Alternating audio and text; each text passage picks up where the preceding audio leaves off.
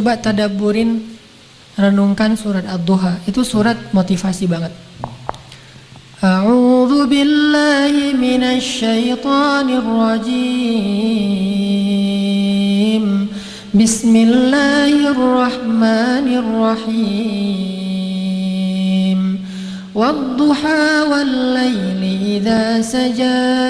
Ma wadda'aka rabbuka wa ma qala. Walal akhiratu khairul laka minal ula. Walasawfa yu'tika rabbuka fatarda. Perhatikan surat Ad-Duha secara utuh dari ayat pertama sampai selesai. Itu ayat ketika Nabi lagi hampir putus asa. Turun ketika Nabi dalam keadaan berkeluh kesah. Ketika Nabi dalam keadaan gak pede. Ketika Nabi dalam keadaan sedih berat. Kenapa?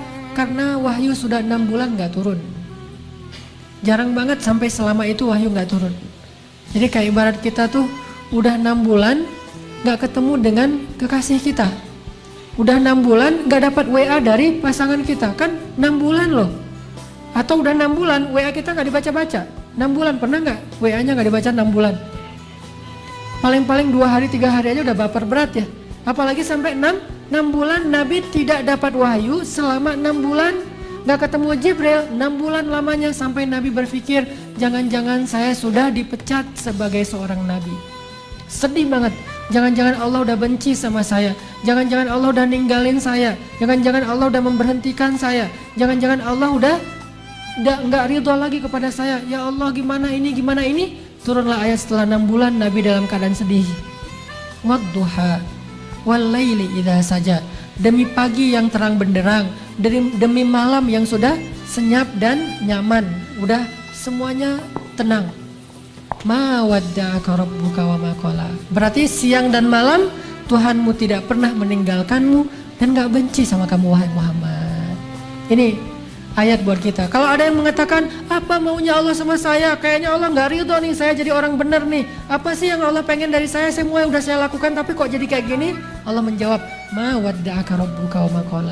Allah tuh gak pernah benci sama kamu wahai hambaku. Dan Allah itu gak pernah meninggalkan kamu. Kemana Allah ketika saya butuh? Kenapa Allah gak mengijabah doa saya? Dan seterusnya ketika kita mengeluh. Ayatnya, ma wadda'aka rabbuka wa ma qala.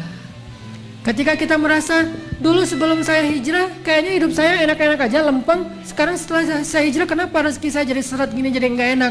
Ma wadda'aka rabbuka wa ma qala. Kayaknya Allah nggak rela banget saya jadi orang benar. Ma wadda'aka rabbuka wa ma qala. Kayaknya Allah nggak rela saya ninggalin dosa. Ma wadda'aka rabbuka wa ma qala. Qul ya ibadiyalladzina asrafu ala anfusihim la taqnatu min rahmatillah.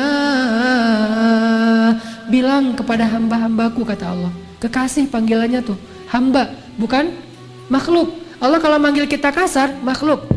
Kalau manggilnya lembut, hamba.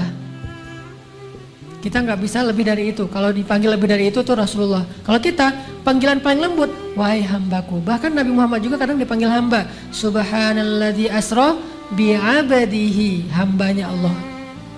La taqnatu min rahmatillah. Jangan berputus asa dari rahmat Allah. Allah mengampuni dosa jami'a, semuanya. Saya pernah berzina ya Allah, semuanya diampuni. Saya pernah minum narkoba segala macam, semuanya diampuni. Saya banyak memakan riba, semuanya diampuni. Saya pernah membunuh, semuanya diampuni. Saya pernah syirik, saya pernah melakukan hal-hal yang perdukunan atau datang ke dukun. Jami'a, tidak ada dosa yang tidak diampuni oleh Allah. Falimal ya'as. Terus kenapa berputus asa? Ini ayatnya, ma wadda'aka rabbuka wa ma qala. Walal akhiratu khairul laka minal ula. Kalau kita mengeluh tentang dunia, kok hidup gini-gini amat ya, kok setiap hari kok susah, kok gini, kok gitu. Walal akhiratu khairun laka minal ula. Tenang aja, dunia itu emang sifatnya kayak gitu. Sifat dunia itu keluh kesah. Kenapa bisa kayak gitu? Karena dunia nikmat yang sedikit dibagi rame-rame. Kalau akhirat nikmat yang banyak dibagi sedikitan. Dunia itu nikmat sedikit banget, kecil banget, lebih ringan dari sebelah sayap nyamuk, dibagi miliaran orang. Kebayang gak tuh gimana sikut-sikutannya? Makanya wajar ada keluhan. Kalau akhirat nikmat yang sangat berlimpah dibagi hanya sedikit orang. Jadi tidak ada keluhan nanti di akhirat. Ketika kita dalam keadaan keluh kesah, maka hiburannya walal akhiratu khairul laka minal ula. Dunia ini emang keluh kesah. Kalau mau istirahat, tidak ada lagi kecewa, tidak ada lagi sakit hati, tidak ada lagi keluh kesah. Wala khaufun alaihim walahum yahzanun. Tempatnya cuma di surga. Surga itu tempat yang la khaufun walahum yahzanun. Tidak ada rasa takut, tidak ada ancaman, dan tidak ada kekecewaan. Jadi kalau kita kecewa, baca ayat walal akhiratu khairul laka minal ula. Dunia emang kayak gini, nanti akhirat lebih baik daripada ini. Sabar.